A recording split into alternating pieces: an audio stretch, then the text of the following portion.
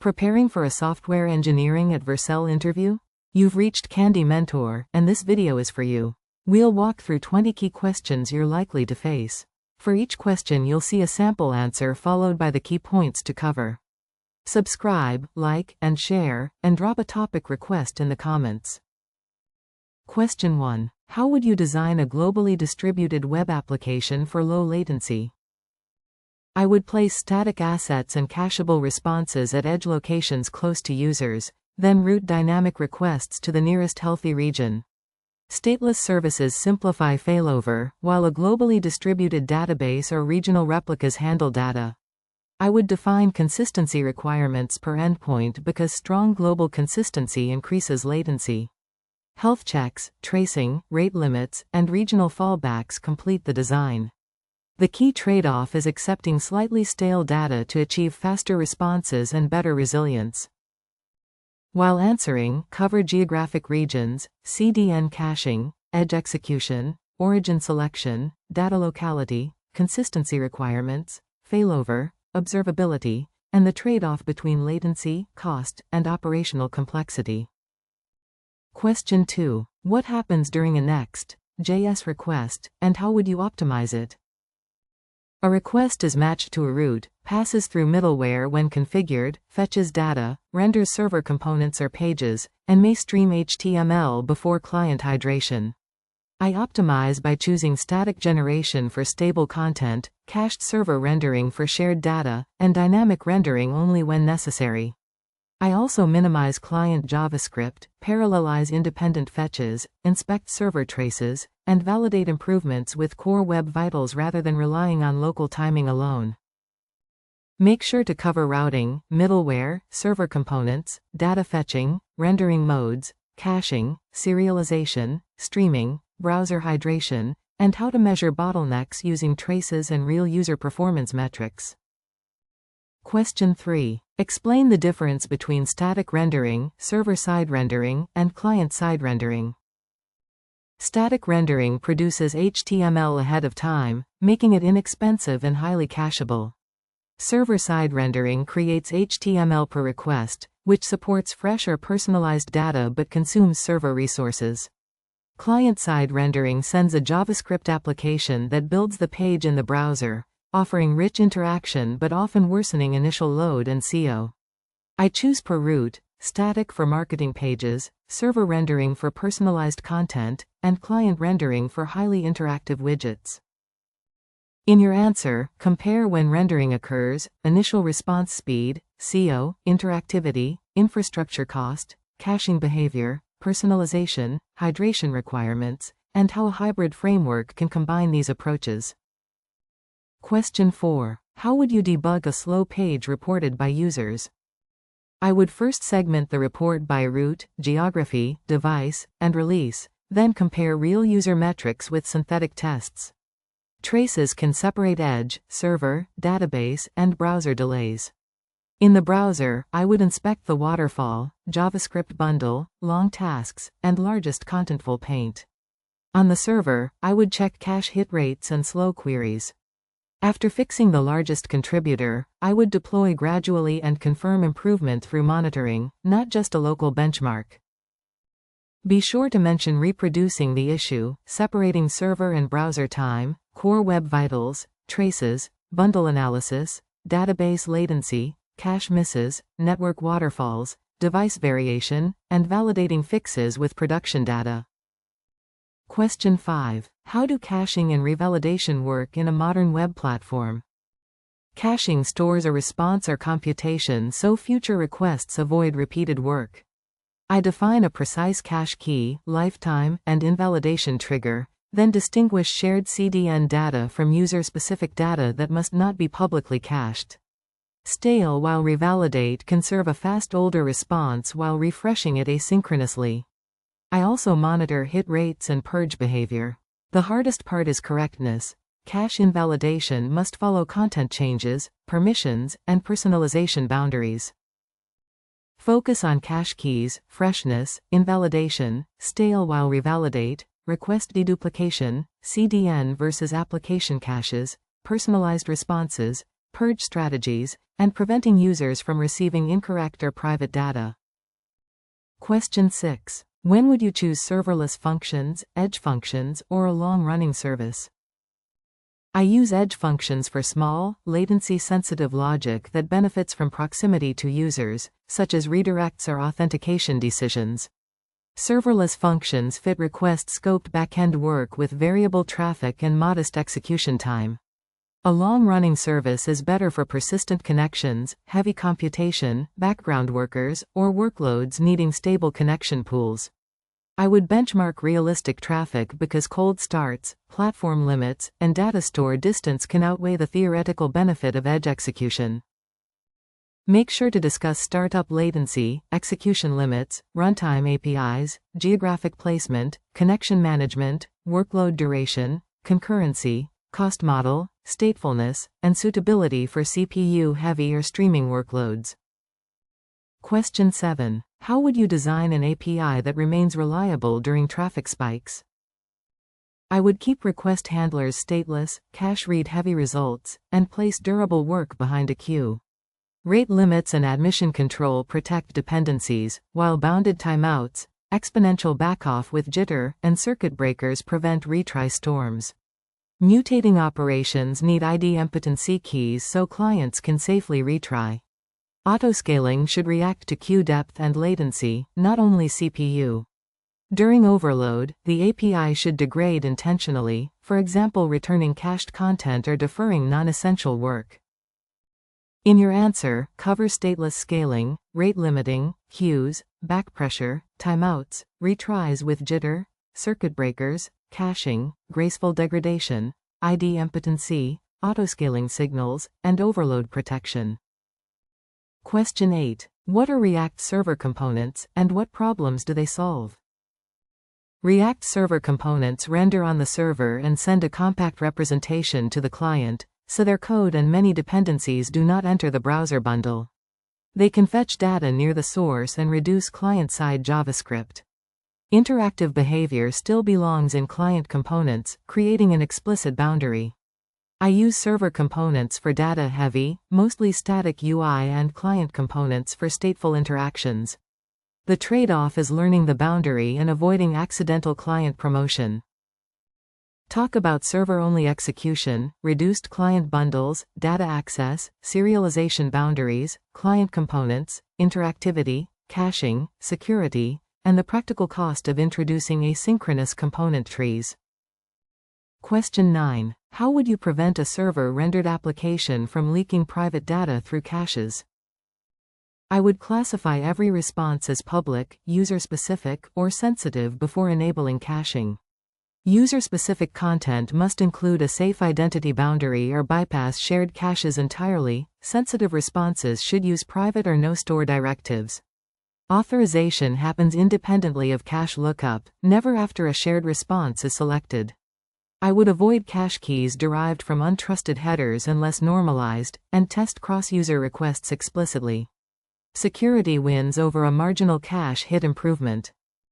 Be sure to mention authentication context, cache key design, public and private responses, response headers, cookies, personalization, authorization checks, cache poisoning, and tests that simulate different users and sessions. Question 10. How would you improve the developer experience of a framework or deployment platform? I would start by observing where developers lose time: setup, local iteration, debugging, deployment, or production diagnosis. Then I would improve sensible defaults, fast incremental feedback, consistent local and hosted behavior, and errors that explain both cause and remedy. Every feature needs documentation, examples, and migration guidance. I would measure success through time to first deploy, build duration, support volume, and user interviews. Great developer experience removes decisions without hiding important system behavior.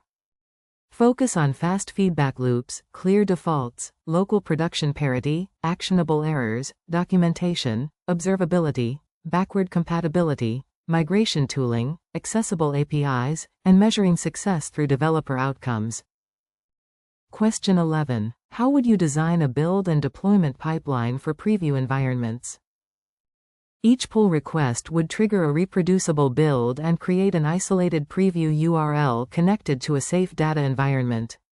I would cache dependencies and immutable build artifacts, inject only scoped secrets, and run tests plus security checks before publishing. Preview databases should use seeded or sanitized data, never production credentials. Status checks and comments provide feedback in the pull request. Successful previews can promote the same artifact, reducing drift between validation and production. In your answer, cover source control triggers, isolated environments, dependency caching, reproducibility, secrets, database strategy, build artifacts, status checks, cleanup, promotion, rollback, and security boundaries. Question 12. How would you handle a failed production deployment? I would first confirm the failure through error rates, latency, logs, and user impact, then stop further rollout. If the previous immutable artifact is known good, I would roll back quickly while preserving evidence. Feature flags can disable a narrow capability without reverting unrelated work. During the incident, one person coordinates communication and another investigates. Afterwards, I would document the timeline, identify missing safeguards, add a regression test or monitor, and verify the fix through a controlled rollout. Make sure to cover detection, blast radius reduction, rollback versus roll forward, immutable artifacts, feature flags, logs, traces, communication, incident ownership, root cause analysis, and preventing recurrence. Question 13. What is hydration, and how would you diagnose hydration mismatches? Hydration attaches React behavior to HTML produced on the server. A mismatch occurs when the client's initial render differs from that HTML, commonly because of dates, random values, browser APIs, locale differences, or conditional data. I would inspect the warning and compare server and client inputs, then move browser-only logic into an effect or client boundary. Stable serialization and deterministic rendering are preferable to suppressing warnings, because suppression can conceal real UI defects. Discuss server-generated markup, client reconciliation, non-deterministic values, browser-only APIs, conditional rendering, third-party libraries, warning interpretation, and safer patterns for isolating client-dependent behavior. Question 14. How would you make a web application accessible and inclusive? I begin with semantic elements and native controls because they provide strong accessibility behavior by default. I label inputs, preserve visible focus, support keyboard navigation, manage focus after root or dialog changes, and verify contrast and responsive layouts. Automated tools catch common violations, but I also test with keyboard navigation and screen readers. Accessibility belongs in design reviews, component APIs, and acceptance criteria, not as a final audit after implementation. Be sure to mention semantic HTML, keyboard navigation, focus management, labels, contrast, screen readers, reduced motion, responsive design, automated checks, manual testing, and accessibility acceptance criteria. Question 15. How would you secure a serverless or edge application? I validate inputs at the boundary, use parameterized queries, and enforce authorization on the server for every protected operation. Secrets belong in managed secret storage and should never be bundled into client code. Least privilege credentials, secure headers, dependency scanning, rate limits, and structured security logs reduce exposure. I would also review edge runtime limitations and third-party packages carefully. Security testing includes abuse cases, not merely successful user flows. Cover input validation, authentication, authorization, secret handling, dependency security, least privilege, rate limiting, secure headers, injection prevention, logging, supply chain controls, and runtime-specific limitations. Question 16. How would you design an observability strategy for a distributed web platform? I would define service-level objectives for availability, latency, and error rate, then instrument the request path from edge to origin and dependencies. Metrics show trends, structured logs explain events, and traces connect one request across services. Correlation IDs make investigation practical. Alerts should represent user-impacting symptoms rather than every internal fluctuation. I would control metric cardinality, remove sensitive data, and maintain dashboards for both on-call diagnosis and longer-term capacity planning. In your answer, include metrics, logs, traces, correlation identifiers, service-level objectives, edge-to-origin visibility, alert quality, cardinality control, privacy, dashboards, and incident response workflows. Question 17. How do you decide whether a feature should use optimistic UI updates? Optimistic updates are useful when the action is likely to succeed and users benefit from immediate feedback, such as toggling a preference or liking content. I update local state, retain enough information to reverse it, and reconcile with the server response. Failures need a clear rollback and message. For payments, destructive actions, or conflict-prone edits, I prefer confirmation before changing the interface. The design must also make retries idempotent. Focus on perceived latency, operation reversibility, failure probability, conflict handling, temporary identifiers, rollback behavior, user feedback, ID impotency, and when pessimistic confirmation is safer. Question 18. How would you reduce JavaScript bundle size without harming product functionality? I would measure the largest contributors with bundle analysis, then remove unnecessary dependencies and replace heavy utilities with focused alternatives. Root-level code splitting and dynamic imports keep rarely used features out of the initial path. Server components can move non-interactive logic off the client, while optimized images and fonts reduce other transfer costs. I would set performance budgets and validate changes using real user interaction and loading metrics, because a smaller bundle is not automatically a faster experience. Mention code splitting, dynamic imports, tree shaking, dependency analysis, server components, image and font optimization, compression, root-level budgets, third-party scripts, and measuring real user impact.